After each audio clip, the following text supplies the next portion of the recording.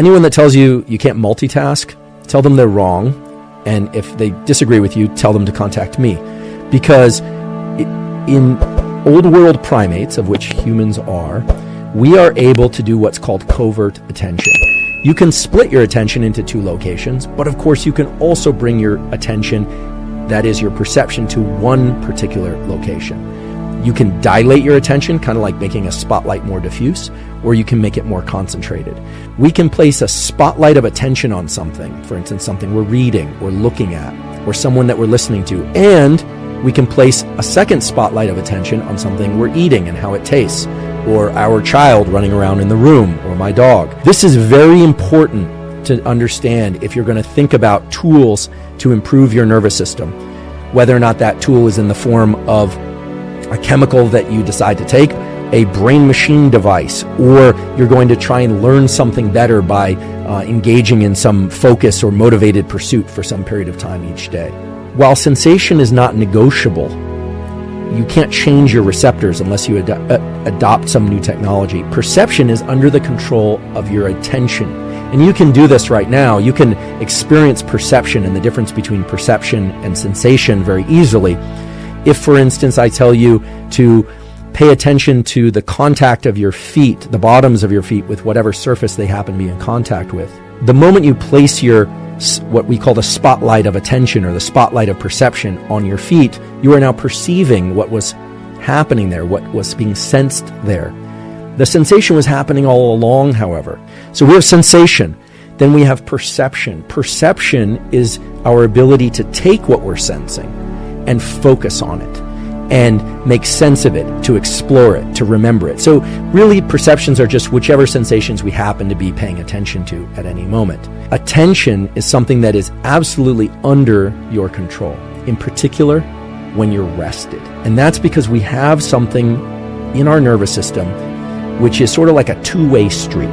And that two-way street is a communication between the aspects of our nervous system that are reflexive and the aspects of our nervous system that are deliberate. The nervous system can be reflexive in its action, or it can be deliberate. And that's because your nervous system basically wired up to be able to do most things easily without much metabolic demand, without consuming much energy. But the moment you try and do something very specific, you're going to feel a sort of mental friction. If you already know how to walk, you don't think about your walking, you just walk.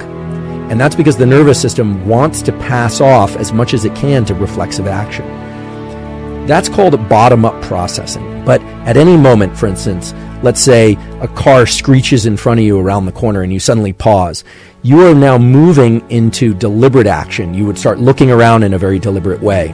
If reflexive action tends to be what we call bottom-up, deliberate action and deliberate perceptions and deliberate thoughts are top-down.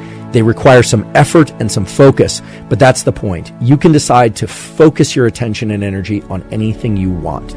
Actions or behaviors are perhaps the most important aspect to our nervous system because, first of all, our behaviors are actually the only thing that are going to create any fossil record of our existence.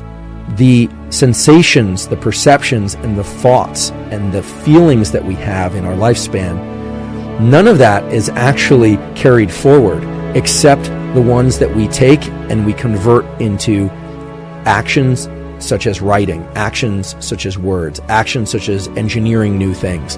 And that in part is why so much of our nervous system is devoted to converting sensation, perceptions, feelings, and thoughts into actions. The other way to think about it is that one of the reasons that our central nervous system, our brain and spinal cord, include this stuff in our skull but also connect so heavily to the body is because most everything that we experience, including our thoughts and feelings, was really designed to either impact our behavior or not.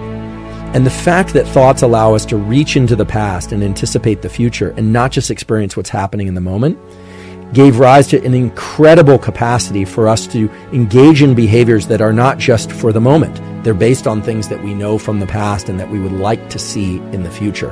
What does it mean for the nervous system to do something deliberately? This, what I call DPO, duration path outcome, type of deliberate function in your brain and nervous system.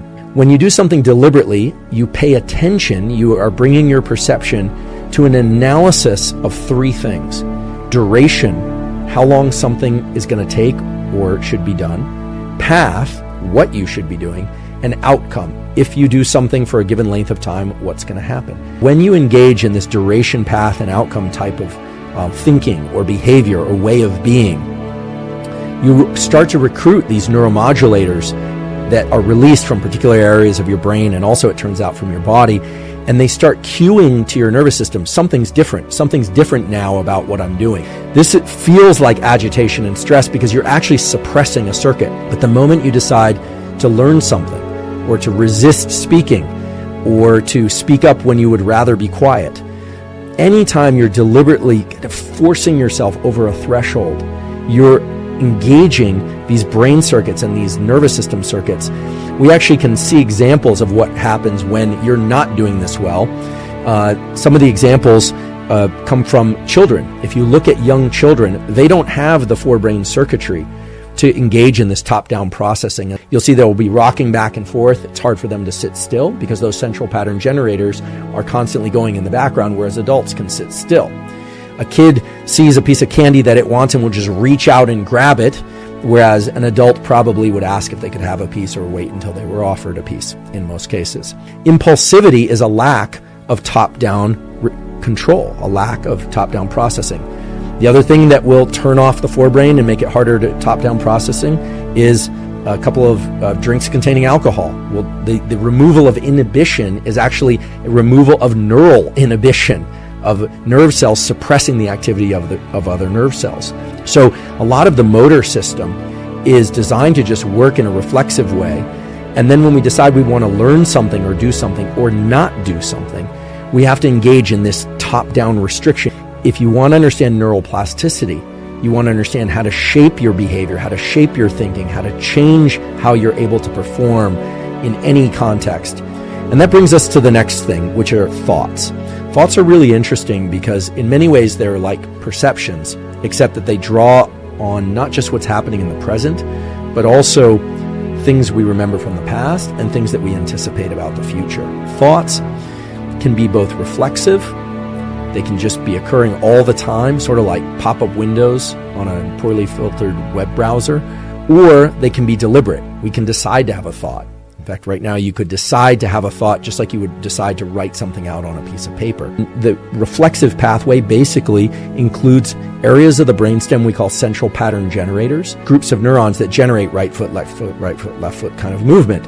However, when you decide to move in a particular deliberate way that requires a little more attention, you start to engage areas of your brain for top-down processing where your forebrain works from the top down to control those central pattern generators. And a lot of people don't understand or at least appreciate that the thought patterns and the neural circuits that underlie thoughts can actually be controlled in this deliberate way. You're not just paying attention to what's happening, you're directing your thought process.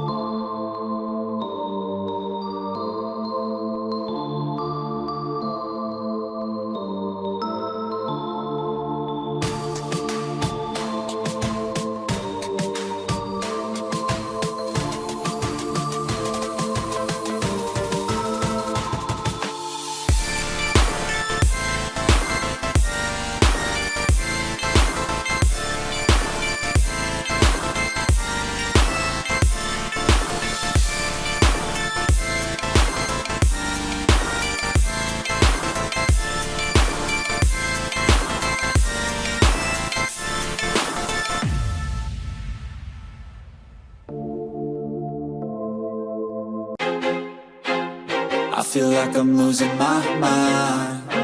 Is everybody in the world blind? Please, Lord, give me a sign, a sign. I feel like I'm losing my mind. Is everybody in the world blind? Please, Lord, give me a sign, a sign. I wanna be the greatest. Everybody on the fake shit. I look around and feel like everybody is the fakest. I make this every day and I'm impatient, hoping one day I blow up from the basement. Statement, the top is so vacant. I don't hear shit that I think is amazing. Waiting for my day when I'm playing sold out shows for 1,000 faces. Hey, give me that crown, get in my way and to be put down. It ain't your place, all this my town. If I want that shit, then I'll get it right now. I'm losing it, the noose it fits. I'm losing shit, a stupid myth. You choose to live or choose to dip. You choose to fight or lose your grip and lose a gift. I feel like I'm losing my mind. Is everybody in the world blind?